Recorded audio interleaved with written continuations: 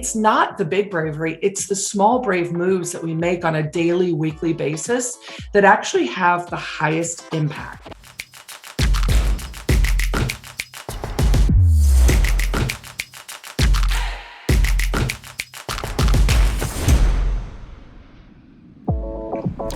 On this episode of the Creators Community, we'll meet Nicole Bianchi, co-founder and partner of Bravium Human Development and now published author of her new book, Small Brave Moves.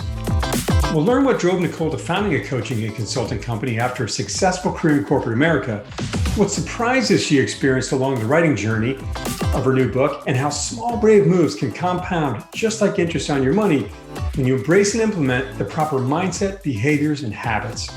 This show is for leaders looking to raise their game and empower their teams. Check it out.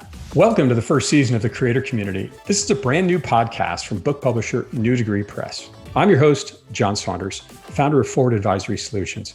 The show is designed to celebrate, elevate, and showcase many of the incredible authors that have published their books with NDP. This year, NDP will cross over 1,000 published authors. In this show, we will get to know the authors and their books, as well as give you a behind-the-scenes look at their journey. We'll find out what it takes to bring a book from an idea to being available wherever you buy books online. It's no easy task. Today, I have with me Nicole Bianchi, author of Small Brave Moves, Learn Why Little Acts of Bravery Are the Key to Life-Changing Leadership. Nicole is a founding partner at Bravium HD, where she is a professional speaker, facilitator, and master coach designing and facilitating transformational workshops in leadership, team alignment, and culture building. Before Bravium, she was a human resources and organizational development executive, leading the transformation with Conagra Brands and Merkle Insurance. Her passion is inspiring bravery. Her focus is enabling leaders to stretch into their bravest selves. Nicole's book just published a few weeks ago and is available wherever you buy books online. Nicole, welcome to the show. Thank you, John. Happy to be here. It's really great to have you. You know, writing a book is no easy journey, but before we get there, I'd love to share with the listeners just a little bit more about your background and your career. You know, how do you go from an HR executive to founding and owning your own business? Well, what a great example of a small brave move actually in action. I had built starting a business up to be so big that it was almost unreachable in my mind. And when I began to lessen it and realize that there were actually small brave moves that I could make, that really helped me figure out where I should start. And I started taking some time off work and exploring and working with clients to build leadership programs or help them design a one-of-a-kind retreat. And I knew that was just the beginning when one of my first clients ended up being a Fortune 10 company.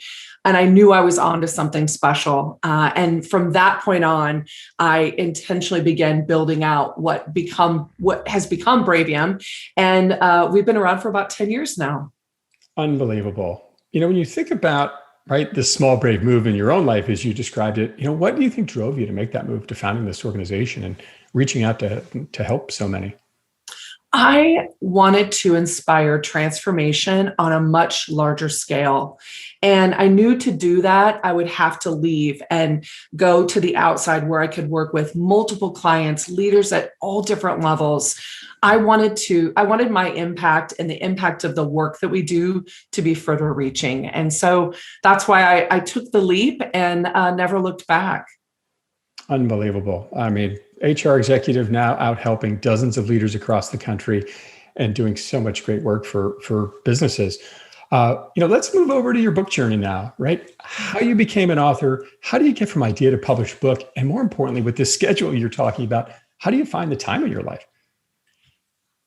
I knew I had a book inside of me, but I didn't know where to start. And I had been talking about writing a book for a pretty long time. I would say 3 to 4 years. Oh, wow. And I wrote down one of my goals at the end of 2019. My goal was write the damn book. And I told myself, if I can't write this, I have got to bless and release this, like enough talking. So sure, I had stories and things that were beginning to kind of culminate, but I really didn't have a partner. And so I began to interview publishing companies and came across Eric Koister from the Creators Institute and New Degree Press. And once I interviewed him and the organization, I knew this was a great fit. And here's why. They provide a playbook that works. And I can show you all sorts of data that supports that it works. And they work with you side by side through the whole process. So before becoming a published author, I thought to myself, well, I'm not really a writer. I don't write every day in the work that I do. They help you become that writer and that published author. Also, I would say when you ask about the journey, so many people think, well, you start here, you do these steps, and your book is produced. And it's this parallel line that's super easy and simple. And in reality, it's this large squiggle line with so many different things that happen and disruptions and moves. So the journey, but you learn so much and you grow so much from that journey. And partnering with a publisher that really is all in with you gave me the momentum that I needed to get this across the finish line. Partnership, discipline, because it's such a non-linear move, right? It's what an incredible story. And having that accountability partner, that coach to help you along, I think is so important. And how did you fit this into your life? I mean, you already are working so many hours a week. Where did you find the time to do this? Well, I set my alarm multiple hours earlier than I normally would. And because I found that I had my highest energy in the mornings, and that's where I would do it. I would also use it as a creative outlet in between meetings, or sometimes in the evenings when I felt like, especially when it was a day I didn't really get to be creative in the work I do, which is not often. That was a creative outlet for me. So I pulled in, I was really disciplined about just setting aside and blocking time from here to there. And then also making tough decisions to say no to some things so I could have the space to write it. The creative process, when I think about writing a book, is not, okay, I wrote the story and it's done. It's a very iterative process, and you have to give yourself the space to be able to create that. And that happens over time. It doesn't happen in a long weekend at a beach house with this glorious environment. Like it really does happen over multiple months. And so being able to embrace that iterative process and taking those chunks of time to be able to do that was so helpful for me. I love the fact that you could find your own schedule to do it, right? Sometimes you wrote in the morning, sometimes during the day when you had a thought or an idea, or sometimes at night. But I think the beauty of that story is that you fit it in. You have to find the time and have the discipline to do it, but you fit it into where you wanted it to be. And I feel like there's so many, I'll say, life lessons in your story that I bet apply to your coaching and consulting work and facilitating you've done as well. Really, I love that. Now that you've got this book out there, and when you look back over this, year plus journey you went on, or roughly your journey you went on, have there been any unexpected positives that have come out of this experience, this creative journey for you? Yes, the unexpected positives have been connecting with other leaders who have so much to say on this topic. So my network has grown significantly. I would also say that an unexpected positive is that publishing a book gives you, I intended to publish a book because I wanted it to be a business tool for leaders, and receiving notes and messages from leaders all over the world about the impact of one small quote or a chapter or something that moved them significantly I had no idea. I mean, you hope for those things to happen, but when people reach out and message you or post something on social media about the impact of your book, it overwhelms me and it just makes my heart sing. That is awesome. So certainly growing your network is a part of it. And really, I think part of the journey in getting the book written, especially for nonfiction, but the fact that you've been able to inspire so many and that they've taken the time to reach out to you, that's awesome. So the book, why did you write this book, and why do you think it was necessary to get out there now? Well, it's interesting. I had the concept for the book right before the pandemic. Well, in the year before leading up to the pandemic. And it was something common that I was seeing in the work I was doing with leaders, whether I was coaching, helping them with strategic planning, or building out, a leadership program for them. And the common missing element was bravery. And so I thought to myself, okay, what is getting in the way of this happening? And this pattern began to emerge. And then when I would talk about it with leaders, they would answer it with, well, I don't really think I'm being that brave at all. And making bravery to be out like this big, heroic, you come in with the cape and you're there to save the day, the big iconic moves like heroes make. And that amplified actually during the pandemic. And I realized small, brave moves, this is how it began to be born, was because it explores the intersection of bravery and leadership, is that it's not the big bravery, it's the small, brave moves that we make on a daily, weekly basis that actually have the highest impact. And so then I began to ask myself, okay, well, what does small bravery look like for leaders? And simultaneously, I was seeing a pattern emerge through the workshops and the coaching that conceptually leaders get, right? How to have the tough conversations, how to challenge something big that's happening, whether it's a merger, an acquisition, speaking up, or even just something so simple as asking an executive to mentor you. And when I think about that, they were struggling with, conceptually they get it, but they're struggling going back and doing it in their culture and in their environment. And so then I began to work on the mindsets, behaviors, and habits that would help them make those small, brave moves. And that's how it was born. That's incredible. So really starting out with an idea, but then continuing to learn throughout the journey yourself. That is awesome.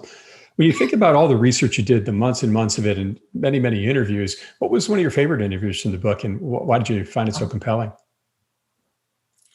There were many interviews that had a high impact, and here's why. I'm going to tell you the kind of the big, and then I'll share the specific one that really had the most impact.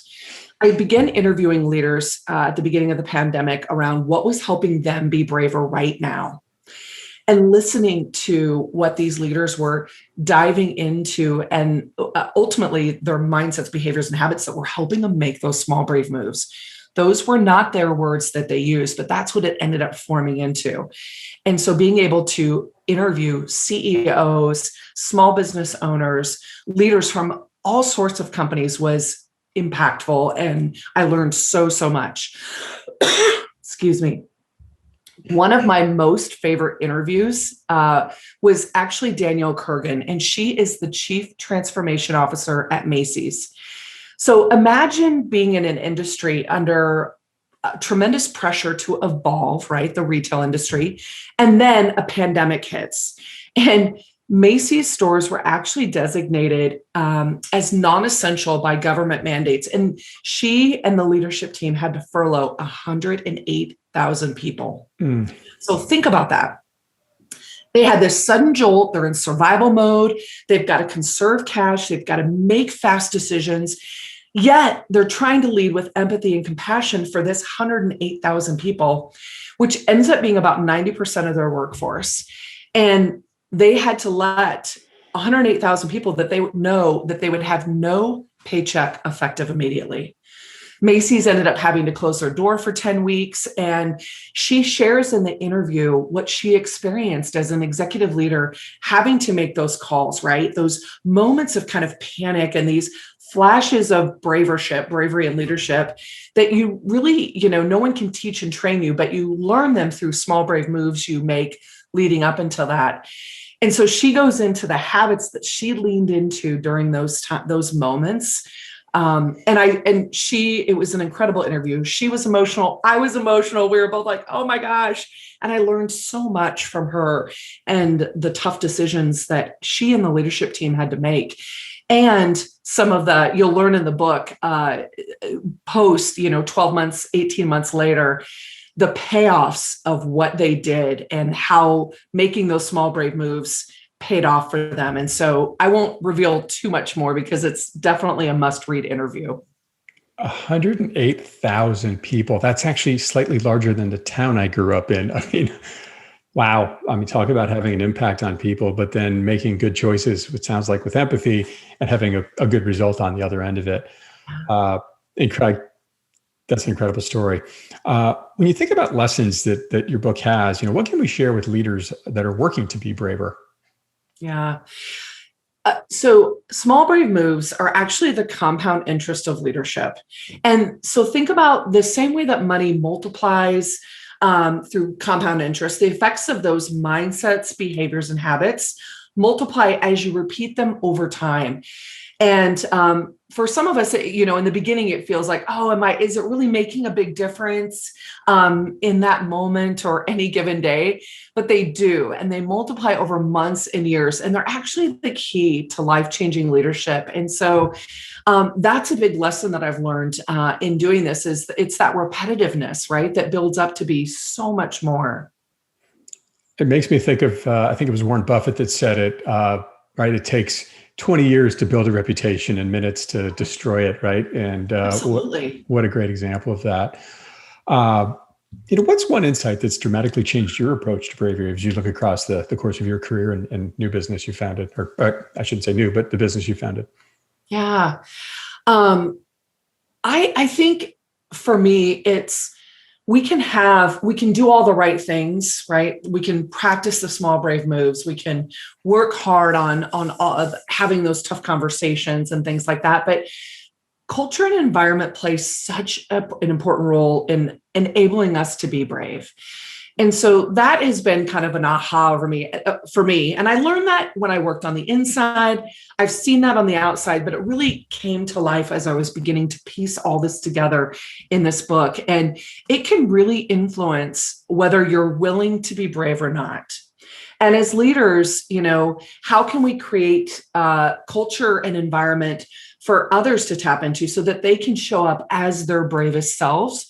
And when I coach leaders on how to make the small brave moves, I really try to understand the culture and the environment that they're in so that we can begin to think about it as an entire system so they can show up and work to be their bravest selves. But again, not all culture and environments allow that or foster that or enable that. And that was definitely one insight that definitely dramatically dramatically changed my approach to bravery. Right. You said a key word in there for me, which is enable, right? People don't just often take these examples and lessons and sort of run with them especially when it comes to being brave, because you're taking a risk, right? So if I'm a leader and I'm thinking, boy, I'd love to do this, but where do I start? How do I put some of these small, brave moves into action? Yeah. Yeah. Well, John, I'm going to toss the question back to you for a minute. So if you want to get really, really good at something, what do you do? Practice. Repetition. Yes. Yes. So it is all about practice. It's about experimenting. It's about giving yourself permission to not be perfect, to maybe fail, but to pick yourself up again, right? And practice over and over. And just because it didn't work this moment, this time, this day, doesn't mean that it won't work again tomorrow or the next day or the day after. And so really, again, being able to practice, to experiment, and giving yourself permission to fail.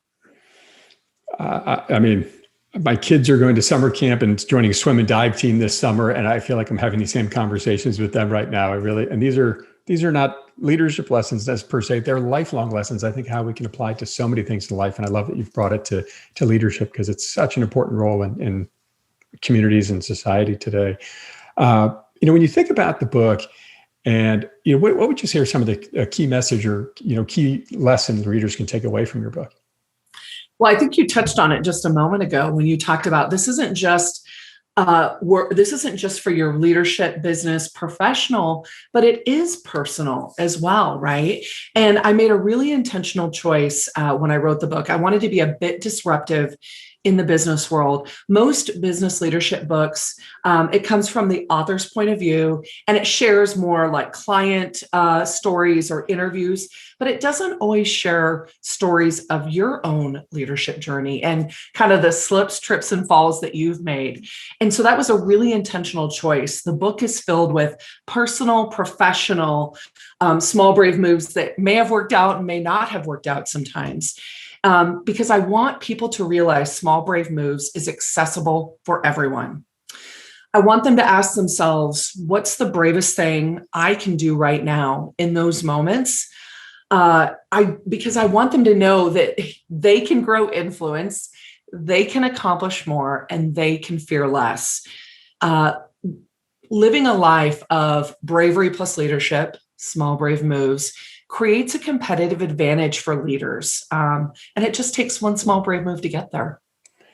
Right. Getting out of the gate, finding that first small, brave move. And I love that question. What's a small, brave move I can do right now? And I think the lesson here is, how do we constantly ask ourselves that question and build a roadmap for that? And I appreciate that you put this together. Nicole, if people want to learn more about you and your book, where might they go? You can head to my website, www.nicolembianchi.com, to learn more about my offerings as well as the book, Small Brave Moves. And do you have a favorite social media handle you use out there? LinkedIn is my absolute favorite, and my handle is at Nicole M. Bianchi. And I would love to interact with you on LinkedIn as well. Fantastic. Nicole, thanks for being on the show. Small Brave Moves, Learn Why Little Acts of Bravery Are the Key to Life-Changing Leadership is now available wherever you buy books online. I'm your host, John Saunders. Keep moving forward.